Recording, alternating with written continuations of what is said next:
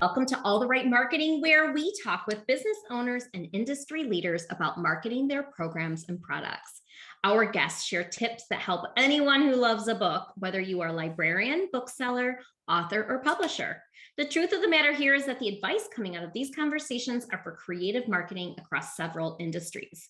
Today's guest, science rocks, and so do Jennifer Swanson's books. She is the award-winning author of over 45 nonfiction books for children, mostly about science and technology. A self-professed science geek, which I would beg to differ, Jennifer is always on the hunt to learn something new. How do submarines stay submerged? How do satellites work? Why do bed bugs live in beds?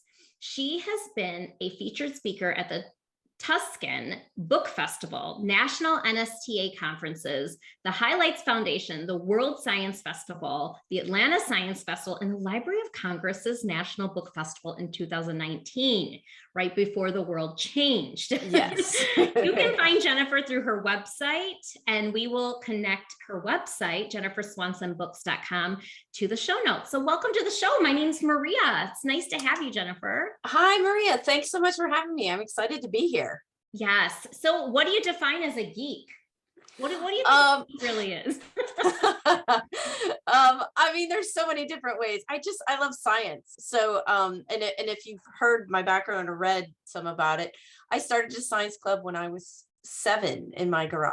I laughed out loud when I was reading that. I thought that was awesome. And I got all my neighborhood kid friends to be in my science club. We had, if people can remember that far, the wooden milk crates. We had those in our garage, and those were where we sat, and also where we kept our, amazing treasures. So I've loved science. I'm many, many years away from that. But I've loved science my whole life. So I guess I'm a geek, aficionado, whatever word you want to use.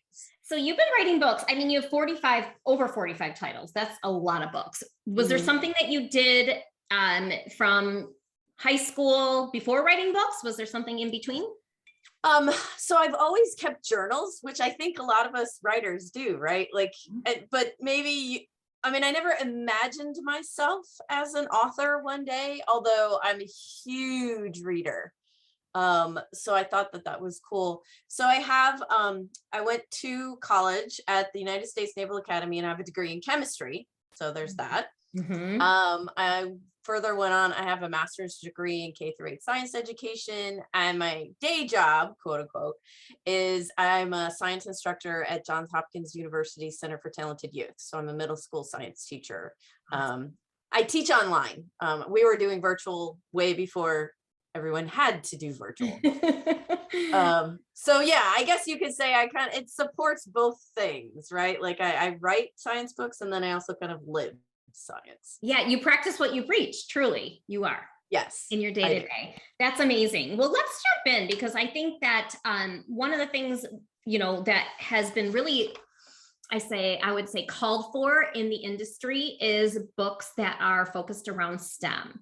And you really, brought those to life. They're part of the curriculum in schools now, and we need them for children at many different levels. So tell us a little bit about those books and how you're able to, through those books, get kids curious about science and engineering.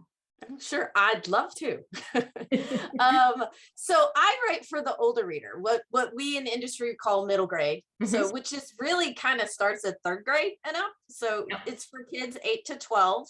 Although I do have my first picture book coming out this year. But my passion is for older readers, because I was that kid. I was the kid that read the encyclopedia and asked lots and lots of questions and started reading. Back then there wasn't a whole lot of middle grade books. So I started reading adult books when I was probably 11 or 12. But I like to give kids a little more information, like answer some of the deeper questions that they have. So like some of the topics that I have for my books are astronaut, aquanaut, how space science and sea science interact. And it's a question. I love to pose science as a compare and contrast. Like, did you know that going down deep into the ocean actually helps you train for going into space? I did not. Right. Big questions like this. This is one of the cool things.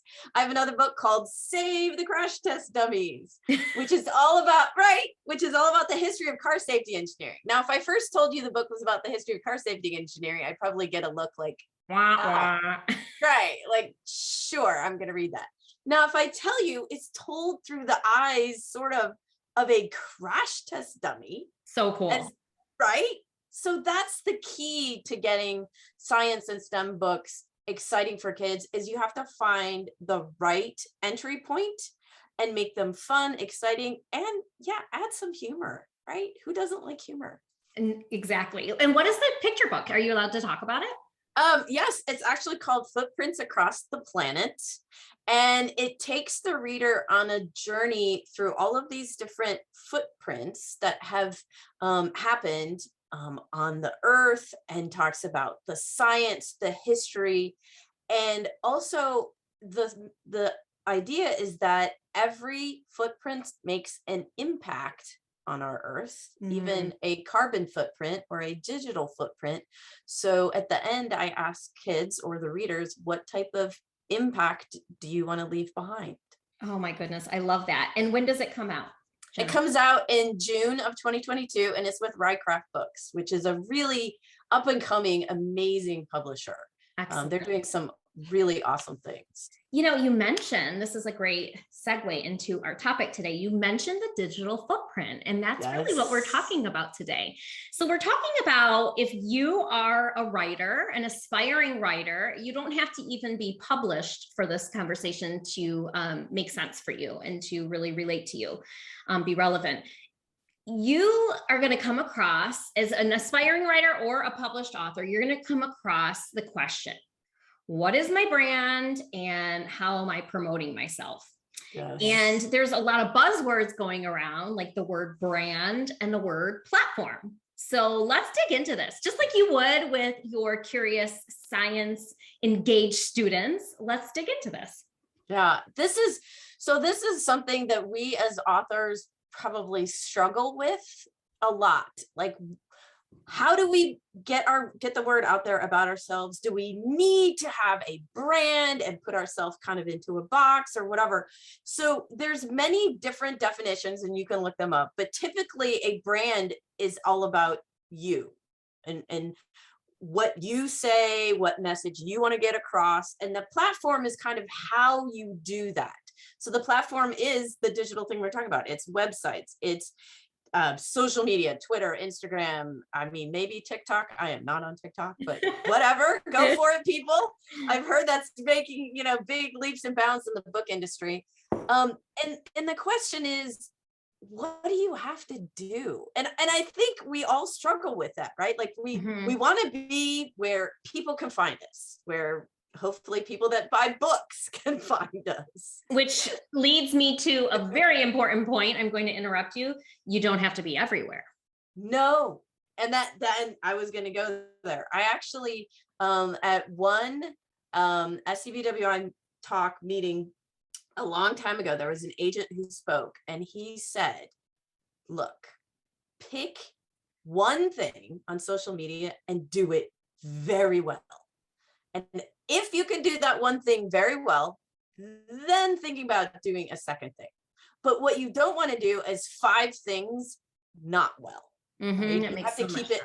Yeah, you have to keep it updated and fresh.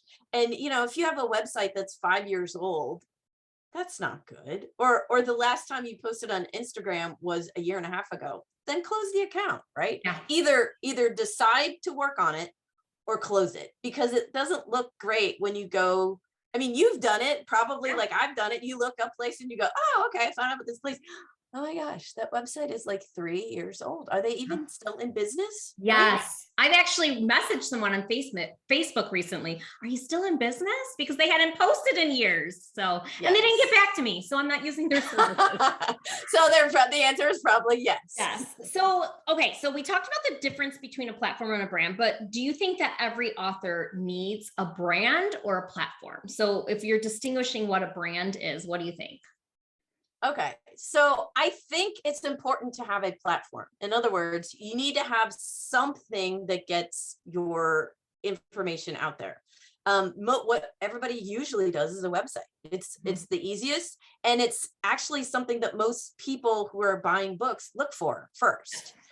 I mean, parents may be on Twitter and Instagram and all that kind of stuff. That's very true. But if they're going to look for you, they're probably going to look for a website first. So that's probably where I would start. And then I have people, I know the next question is going to be, well, I'm pre-published, or my book isn't out yet. Should I have a website? Sure. Again, have appropriate material on it and keep it updated. So, and then dip your toe into other things. Like, it seems like the social media, what's hot changes. Yeah, right? It sure does. I mean, I don't even know. Is TikTok what's big now? I don't even know. I think we have our interns. We have a couple interns that work for Cardinal Rule Press, and they have started a TikTok account for us.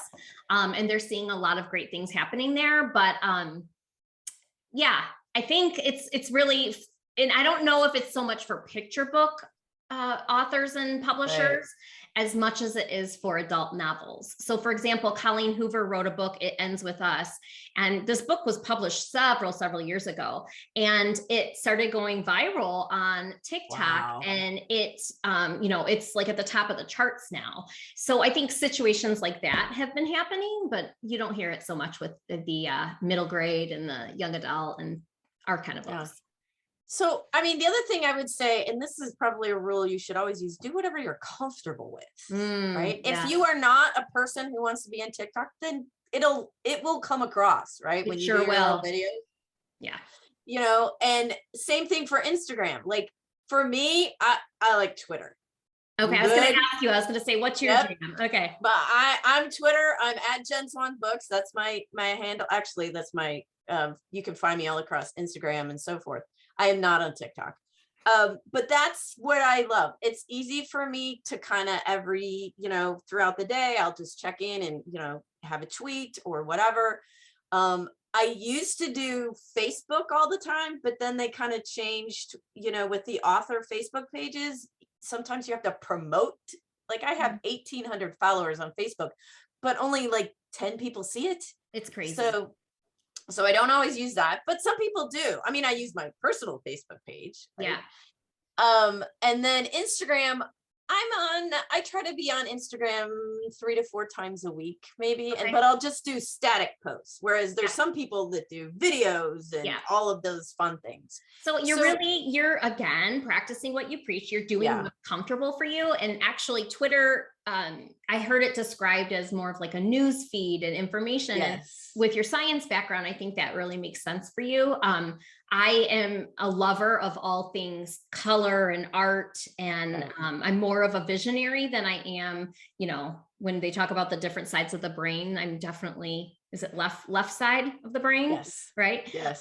So my area is Instagram. That's where I've been hanging out for the last few years. So I like that you brought that point up. You have to do what's comfortable, and you also have to try to figure out where your listeners are, right? The people who are going to purchase the books. This is really helpful. This is really, really helpful information. And so I want to ask you real quickly, we have listeners here that are aspiring writers, they're writing books, and they're thinking about these things. What do you think they should do first? Do you think it's the website? Honestly, I might start on social media like Twitter or Instagram. Mm-hmm. And then a website would be a good start. But if you don't, if you're an aspiring writer and you're not published or, pre-published, then the question becomes, what do you put on there? And blogs are great, but again, really good. You have to keep up with it. Like you have to have followers and all those kind of things. And one other social media or platform that I don't usually use, but I know a lot of people do, is Pinterest. And that's where you can find a lot of teachers and librarians, because from what I understand, the teachers will go there and grab activities. So if you do more activities kind of things. Yeah. That brings up a good question. Can I ask, do your books come with lesson plans? Do any of the books come with like a reader's guide or lesson plans? A lot of them, what happens is the publisher will pay to have the teacher guides made, and the teacher guides are found on the websites. Hint, don't pay for teacher guides. Go to the author website. They should all be free. Okay. So yeah, I have those there. But again, you just kind of need to, like, I think Pinterest is great, and I tried it. I could not figure out how to make myself pertinent, right? And that's the thing. If you're struggling with, like, okay, I should be on this platform, but I don't know how to make myself stand out or how to make myself even be heard, then maybe that's not for you at this moment. I love that. Right? I think that's great advice. This is great advice. So let's talk before we end today. What's next for you? You have a picture book coming out this year in June. Yes. And are you currently writing, or are you always writing? I am always writing. At the moment, I'm working on 2 projects, one of which I can talk about, one of which I can't, which happens a lot with nonfiction. One of the projects that I'm working right now was announced last year. It is a book that I'm co-writing with the amazing Cynthia Levinson called Who Owns the Moon and Other Conundrums of Space. And yeah, it's Peachtree Publishers bought it. And so the announcement was in PW. We were all excited, and we're working on that right now. So I get to talk to astronauts and experts and scientists, and, like, you know, this is my dream. And okay. Cynthia and I are having so much fun working on this book. We can't wait. Tentative date is sometime mid-2024. We'll see. I mean, we all know publishing dates are getting pushed, right? Yeah. So I just got the chills. I'm so silly. Like, when you mentioned, like, I get to talk to astronauts, I'm like, oh, that's so cool. Yes. It's really, really neat. All right. Well, we will put all these links in the show notes so that people can follow up with you and they can check out your books. You know where to find Jennifer by either going to her social media, Twitter at Jen Swan Books, correct? Correct. Yes. Yep. Or her website, and we'll link to everything. But thank you so much, Jennifer. We appreciate your time today. And listeners, we look forward to our next interview, which will air on Tuesday. Until then, think outside of the box and don't be afraid to reach your audience and your listeners in new and creative ways. Thank you, Jennifer. Thanks for having me, Maria.